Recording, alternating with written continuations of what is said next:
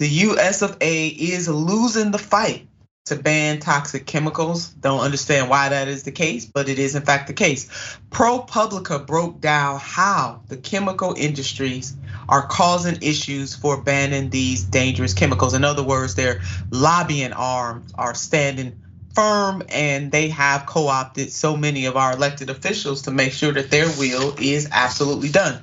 So what's causing toxic chemicals to carry on? So I'm so glad you asked. Flaws in the American Chemical Registry.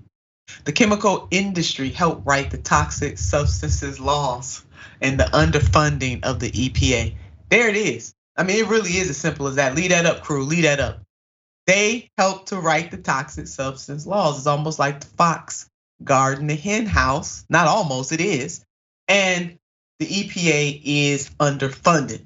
Now, did you know that asbestos is still legal? Yep, even though we have all the science behind knowing that it's dangerous, it is still legal.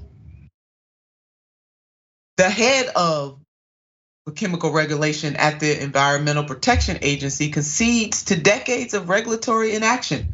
She says a chronic lack of funding and staffing plus roadblocks created by the Trump administration have hamstrung the agency in recent years. Well, I mean, the Trump administration is not in control now, so I'm just wondering what the excuse is. Let's put up this headline. This caused whole communities to have contamination issues like in 2019 when this happened. A Trump county confronts the administration amid a rash of child cancers. And the issues runs deeper than funding and Trump's failures. This right here, the chemical industry helped to write the toxic substance law. The Toxic Substance Control Act authorizes the EPA to ban or restrict the use of chemicals that pose serious health threats. But industry magnates were so intimately involved in the drafting of the original 1976 bill that the EPA's first assistant administrator for its chemical division joked that the law was, quote, written by industry, end quote. Max, I mean, this really tells us all that we need to know. And this is not just happening on this front and dealing with asbestos and other dangerous chemicals. This happens quite often on all levels of government, particularly state and federal levels, where the industry themselves actually write the laws that then elected officials go and try to push through. Yeah, that's right. And this is why Joe Manchin wants you talking about stoves, because you're not talking about this issue.